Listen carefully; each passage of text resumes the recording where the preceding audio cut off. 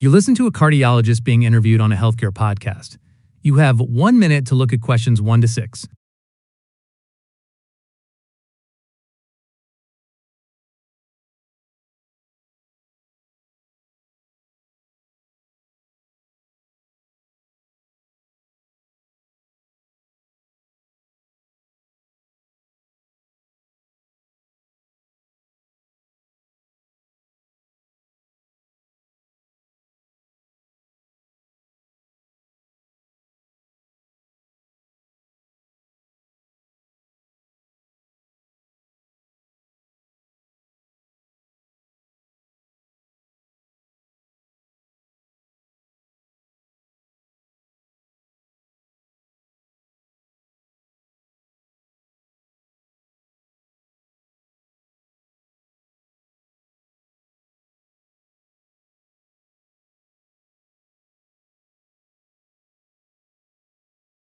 Today we're joined by Dr. Patel, a consultant cardiologist, to discuss recent advances in heart failure management. Dr. Patel, many people still think of heart failure as a condition where the heart simply stops working. How accurate is that? That's actually a very common misconception. The term heart failure often sounds catastrophic, as if the heart has completely stopped functioning.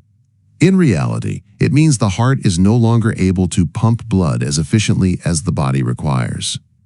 So while the heart is still beating, the circulation of oxygen-rich blood becomes inadequate. This leads to symptoms such as persistent fatigue, shortness of breath, especially during exertion or when lying flat, and swelling in the legs and ankles due to fluid buildup. Over time, these symptoms can severely impact a person's ability to carry out day-to-day activities, which is why early recognition and proper management are so important. Recently, there's been talk about new medications. Could you explain? Yes, one of the most significant breakthroughs has been the introduction of SGLT2 inhibitors.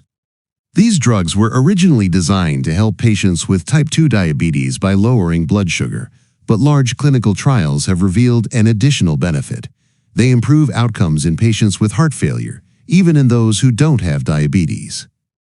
The mechanism isn't just about sugar control. These medications help the body excrete excess sodium and water through urine, reducing strain on the heart. The results have been remarkable: fewer hospitalizations due to heart failure, improved exercise tolerance, and, importantly, a better overall quality of life.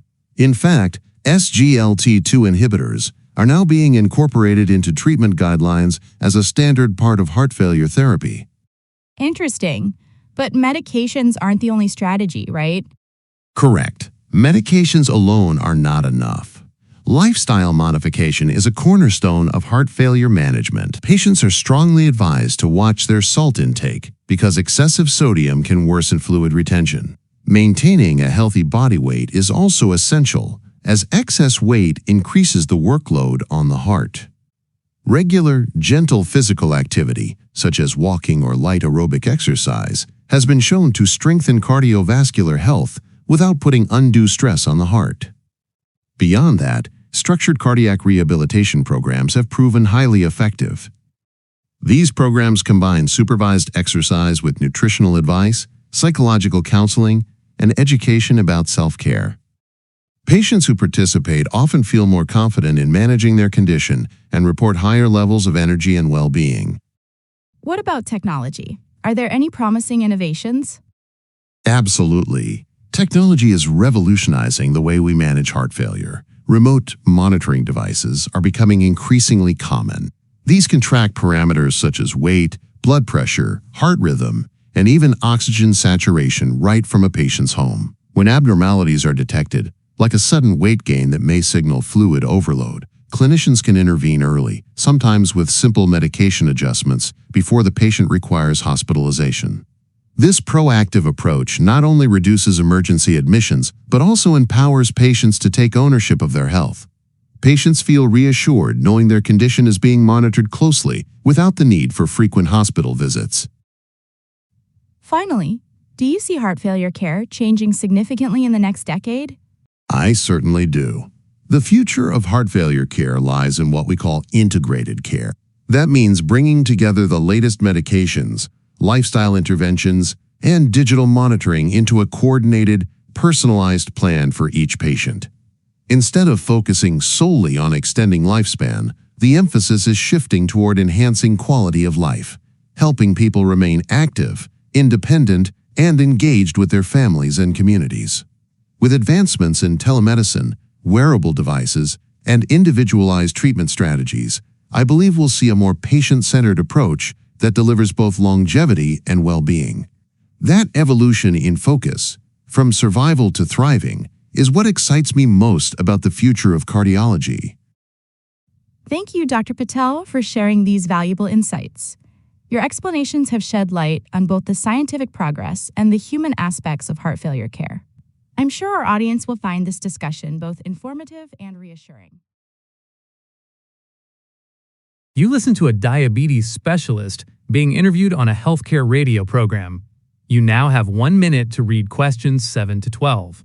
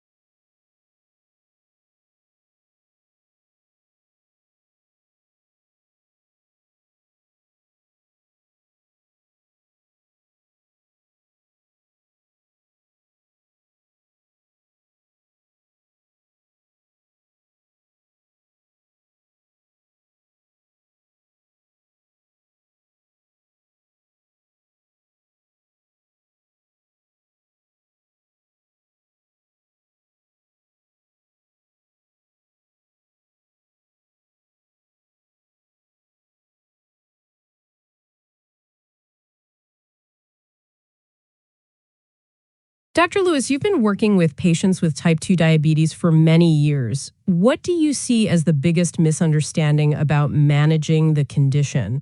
One of the most common misconceptions is that diabetes management is only about taking tablets or, in some cases, insulin injections.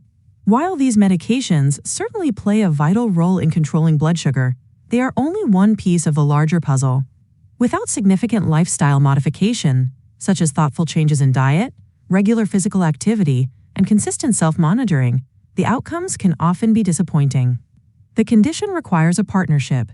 Patients must be active participants in their own care, not just passive recipients of prescriptions. It's this combination of medical treatment and personal responsibility that truly leads to better long-term control and fewer complications like kidney disease, eye damage, or cardiovascular events. Could you expand on the role of diet? Certainly. Diet is one of the most powerful tools in diabetes management, yet it's frequently underestimated. Patients are often surprised by how much of a difference small, sustainable changes can make. For example, cutting back on processed carbohydrates, things like white bread, sugary drinks, and refined snacks can prevent sudden spikes in blood glucose. Controlling portion sizes helps avoid overloading the body with excess calories, while incorporating fiber-rich foods, such as vegetables, legumes, and whole grains, slows the absorption of glucose and keeps levels more stable. Education is absolutely key here. When patients understand not just what to do, but why these dietary changes matter, they are far more likely to stick with them.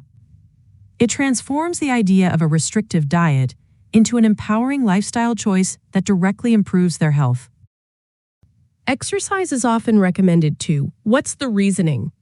Physical activity plays a crucial role because it improves the body's sensitivity to insulin, which means the body can use glucose more efficiently. This helps lower blood sugar levels naturally and reduces the demand on the pancreas. And it doesn't always have to be vigorous exercise. Even something as simple as a daily brisk walk, when done consistently, has measurable benefits. Light resistance training can also be valuable as it builds muscle mass, which in turn helps the body process glucose better. The real focus, though, is sustainability. We encourage patients to find forms of movement they actually enjoy: dancing, swimming, cycling, or even gardening, so they're more likely to make exercise a long-term habit rather than a short-lived effort. There's been much discussion about new technology, such as continuous glucose monitors. Are they game changers? They certainly have the potential to make a big difference, particularly for patients who struggle with the traditional finger prick method of monitoring. Continuous glucose monitors, CGMs, provide a stream of real-time data showing how blood sugar fluctuates throughout the day in response to meals, stress, or exercise. This immediate feedback can be incredibly motivating for patients because they can actually see the impact of their choices. For example, they might notice how a sugary drink causes a spike, or how a walk after dinner smooths out their glucose curve. But I would stress that technology is a support tool. It enhances self-management, but it cannot replace the fundamentals. Good habits in diet, exercise, and medication adherence remain the foundation, and technology works best when it is layered on top of those basics. Finally, what do you think the future of diabetes care will look like? I believe the future lies in much more personalized care. Right now, many treatment plans follow a standardized pattern, but we're moving toward tailoring strategies to each patient's unique biology, lifestyle, and preferences. For instance, genetic testing, wearable devices, and advanced data analysis may allow us to predict which medication will work best for a specific individual.